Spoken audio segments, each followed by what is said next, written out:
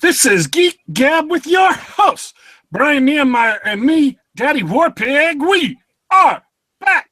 That's right, Geek Gab for Saturday, May 14th, 2016, episode 53, Civil War. So, I have to confess something to you, our loyal audience, while I take a sip. I guess after I take a sip, because it's hard to confess things while I'm taking a sip. If I could do that, I'd be a ventriloquist in Las Vegas and making a lot more money than I am at this moment in time. I have to confess something to you, our loyal listeners. Before the show, I was mean. I was rude to my fellow host, Brian Nehemiah. So I need to take this chance, take this opportunity to say, I apologize for cutting you off earlier. I want to save all of that excitement that was in your voice for the audience, so you can come to the audience fresh and enthused, just as if you were introducing the subject to your co-hosts for the very first time. So, Brian, how was your week? My week was phenomenal, and I don't use that word lightly. And by the way, in regard to cutting me off, take heart, I absolve thee, for it was with good purpose. I'm fully behind this new podcasting philosophy, just saving all your best stuff for the audience, because that's really why we're here. You had a big announcement this week or something, I heard, maybe, right? Correct. So, Larry Correa, the international Lord of Hate, the speaker to manatees, he has decreed that there shall be a book bomb for my first novel, Ethereal, on this upcoming Wednesday, the 18th of May. That is big, big, big news. I'm excited for you. Thanks. I am. I do appreciate it. I appreciate all your support, that of all of our listeners, of course, the Monster Hunter Nation. So, I should probably explain to our audience how Book Bomb works for those who are unfamiliar. So, Amazon, as you may or may not know, which is... I want to take a step back. Go ahead. I could be wrong. It could be that most of our audience is familiar with Larry and how popular he is currently. But if you're not, Larry is one of the fastest rising stars in sci-fi fantasy. He's a great guy, great guy, and he has a huge audience. And so once a month he does these book bombs so he can put the power of his huge audience to work for authors who are themselves brand new or up and coming. Friend of the show, Nick Cole, friend of the show, Nick Cole, said on Facebook that a book bomb is like book bub, but it actually works.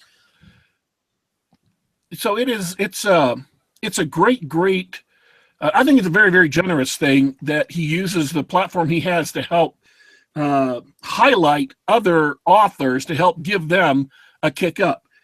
And you may ask, were you asking anything? You might ask, well, how exactly does a book bomb work? Well, for that, we go to our expert book bomb correspondent, Brian Nehemiah.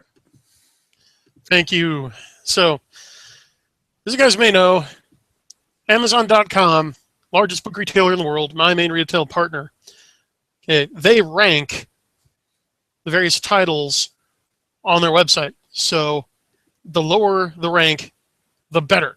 So, you want to be in the top 100 selling books on Amazon as opposed to the top 50,000, which is roughly where I am right now. Now, the way they determine the rank is with a rolling algorithm that takes all sorts of metrics into account, like how other books are doing, how many reviews a book has, how recently it had a sale or review, but mainly on sales.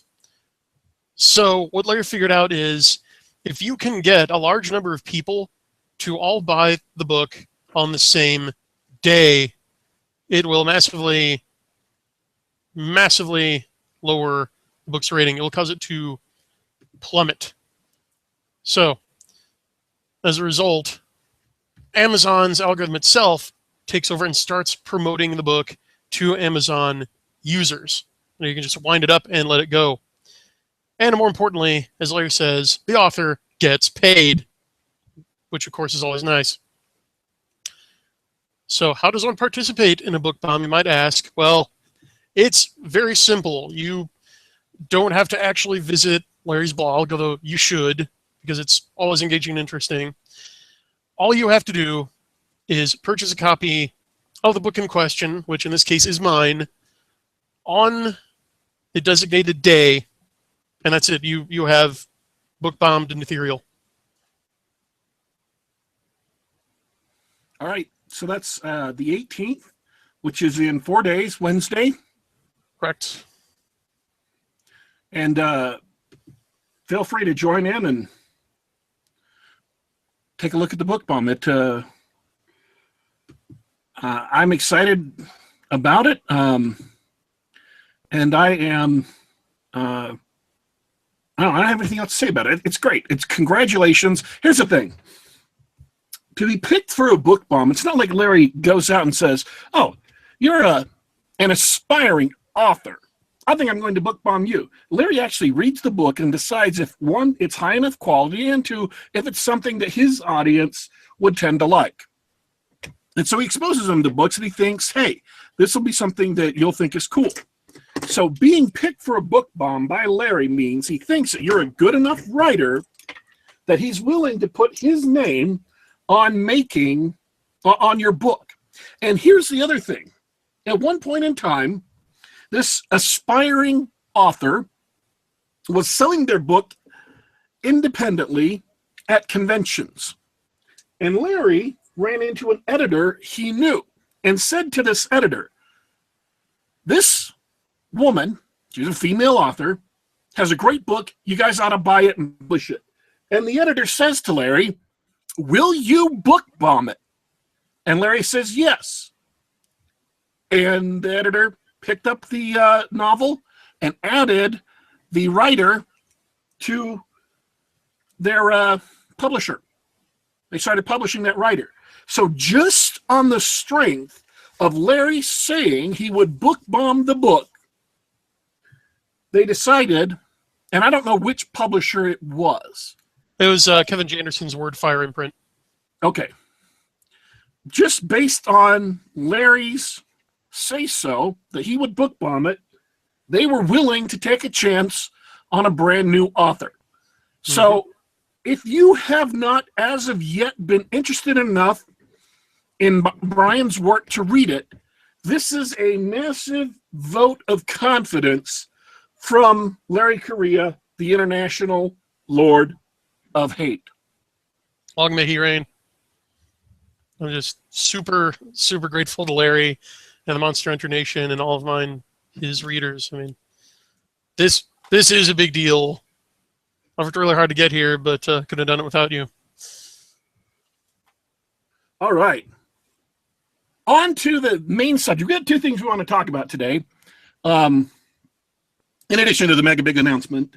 And the first one of which was Civil War. Captain America Civil War. And I thought it would be an apt discussion because, one, I just saw the movie for the second time on Thursday, and two, I now have a very, very strong opinion about which side of the Civil War I would back. Oh, my. Yes. I think we're going to have a huge disagreement. You guys might actually witness a civil war on Geek Gab tonight, so strap in. And I have a very, very simple explanation for why I support Team Captain America. And it is this. No one wants to give the United Nations control of a Hulk.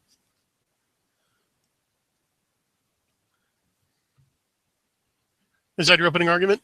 No, that's my entire argument. It is 100% convincing. You cannot trust the United Nations with control of a Hulk, much less a Vision, a Scarlet Witch, or a Thor. Now, Thor is problematic anyway because he's technically the sovereign of a foreign territory, an extraplanetary entity, and so could not come under the jurisdiction of the United Nations anyway. But no one in their right minds wants the UN in charge of Vision, the Scarlet Witch, or Hulk. And let's be honest, folks. Even a Captain America, even a Iron Man, Captain America, or War Machine is kind of questionable. You know, your C-list Avengers, your Hawkeyes, your Black Widows, they're not so much of a problem. But your main heavy hitters, big problem. I rest my case. Okay, I'm going to explain why you're wrong. Okay.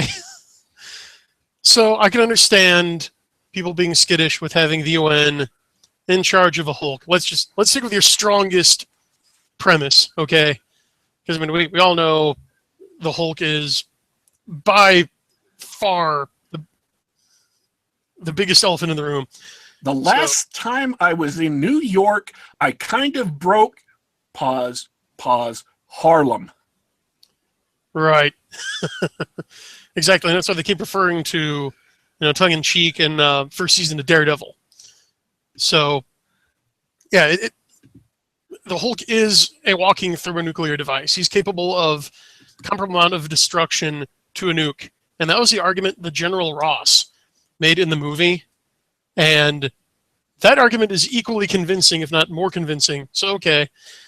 No, we might have reservations about trusting a bunch of functionaries and quislings with the Hulk, but we can't trust the Hulk with the Hulk. That's the problem. So here's a question. Do you want someone walking into your son or daughter's school carrying a suitcase nuke on his own recognizance, even if he has the best of intentions? And I posit that only someone completely insane or irresponsible would answer yes.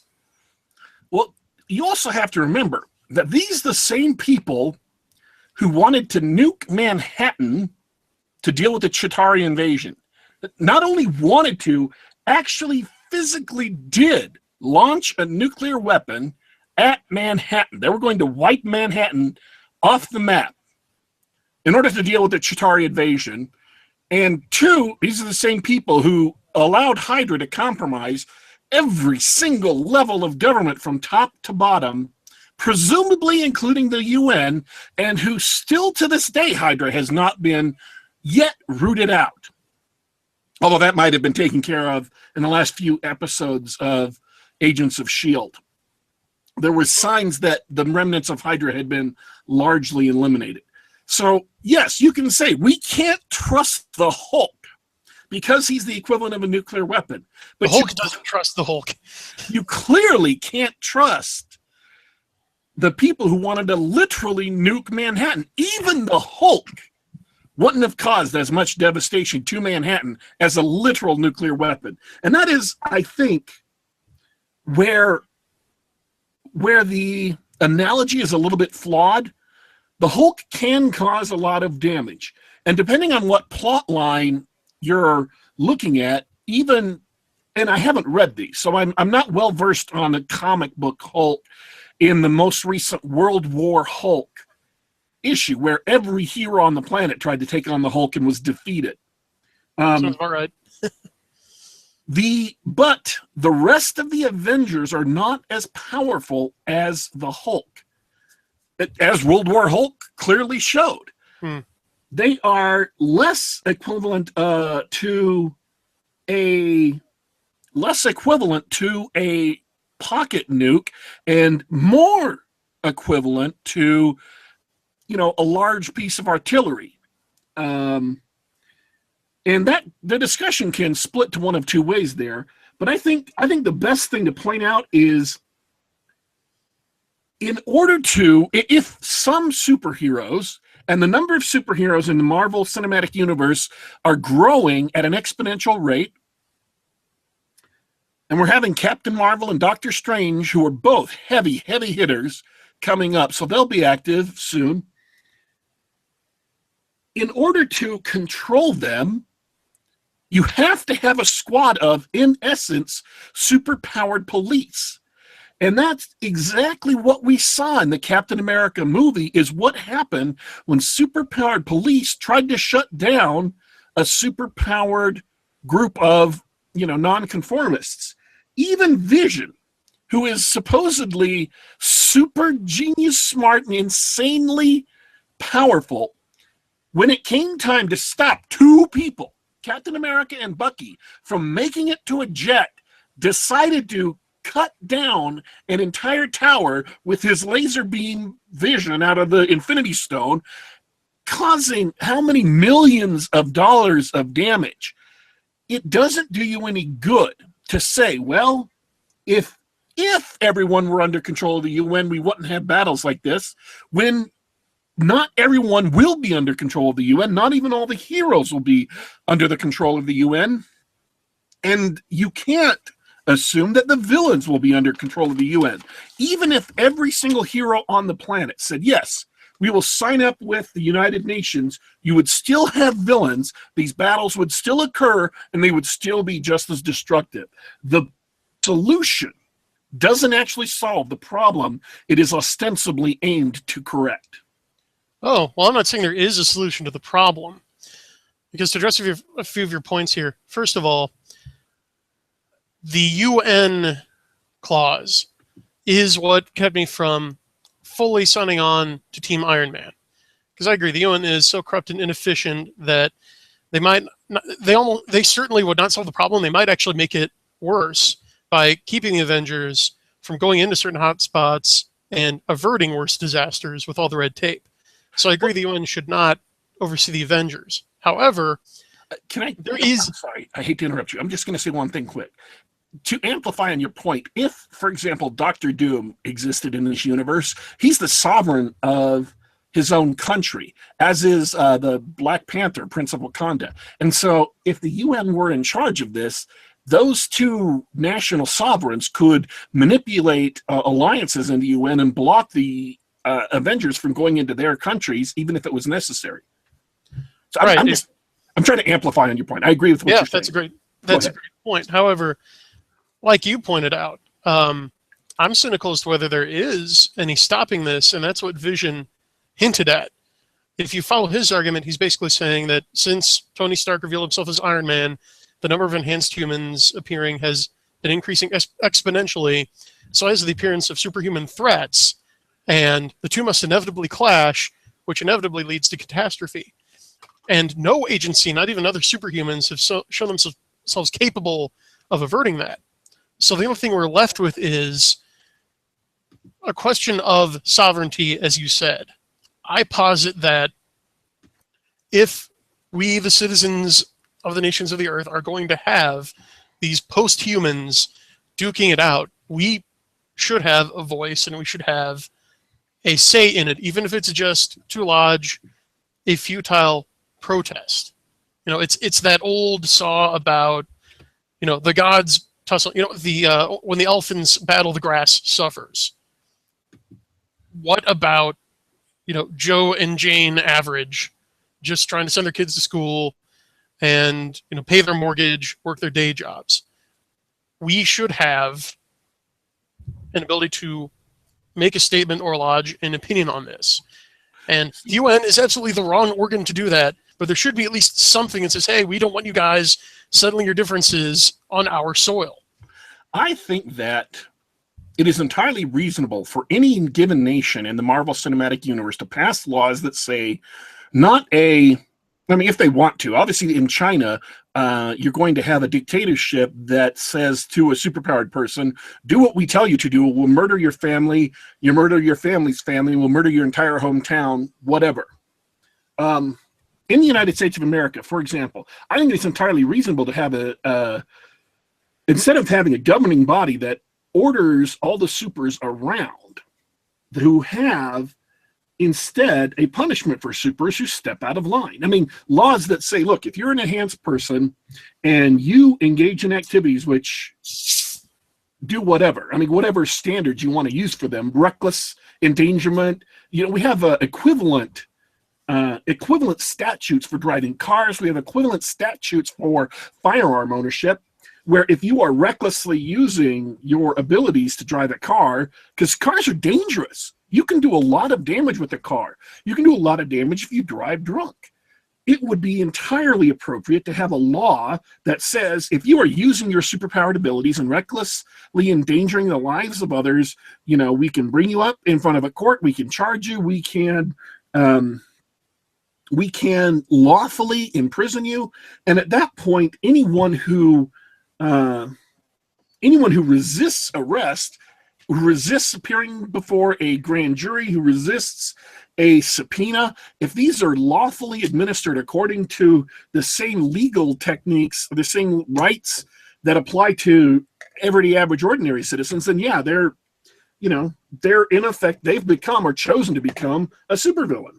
Well, that's a noble sentiment, but there's a flaw in your reasoning, which is everything the Avengers and their enemies have done, it was already against the law. So this, to me, seems to fall into the there ought to be a law, the Americans want to legislate away every problem fallacy. I mean, they've already committed like assault, vigilantism, invading sovereign airspace. I mean, the list goes on. So, and the problem is a law is really not a law if you can't enforce it. And Civil War, as you said, proves that really human law has no sanction on these people. It's impossible to enforce if they don't want it to be enforced. If the UN can't do it and the local governments can't do it, then Iron Man's plan is entirely invalid right out of the gate. Well, it's invalid only if you measure its validity by utility. There's also just principle. And again, the principle I stand by is with great power comes great responsibility. If you have the ability to destroy the North American continent, perhaps the citizens of North America should have a say, even if it's only there's only two ways. There's only two ways for them to have a say. One is either to draft them, that is forcibly induct them into the military. I'm not taking a position for or against it. I'm just listening to the two ways. Draft them and put them under the control of the government or the military or the CIA or whomever, and I'm just talking about U.S. citizens now. I'm not trying to solve the whole world. I'm just talking about U.S. citizens. Sure. Or pass a law that if they're not responsible, if they do not behave responsibly, that there is a punishment for it. So those are the only options I can see to any legal options you have, any way for people to have a voice. Right. And again, I'm behind that. That is the prevailing situation already. I mean, we could take it a step further and, do what the British government was debating doing to Donald Trump and just say, okay, the Avengers are banned from country X. And okay, what happens if some crisis breaks out there and they go there anyway? I mean, it's basically a paper shield, but at least it is some exercise of, popular sovereignty and democratic will. So are you supporting a law, or are you supporting drafting them into the government? I'm supporting more of a proclamation because, again, I am very wary of the accretion of laws. The laws we already have cover this. I mean, they pointed out in the movie, you guys have broken all kinds of laws. You're basically vigilantes. You're a private organization trespassing in countries you weren't invited into. And yeah, you are saving people. You are causing more good than harm, but you are still causing a lot of harm. Okay? So really, I'm more addressing the implied premise of Team Cap, which is there should be no sanction on these superheroes. We should be able to operate fully under our own recognizance. And that's a highly unrealistic and irresponsible position considering the empirical evidence of what these people can do. At the same time, you're right, it's a dilemma because, okay, well, just try and stop us. You can pass all the laws you want. You point out we're already breaking existing laws. So how are more laws going to solve it. So I'm saying the best we can really do is just a protest gesture. See, and I would lean more towards, there are, if I could take a step back too, the Avengers in the Marvel Cinematic Universe rely on a huge amount of infrastructure and monetary support.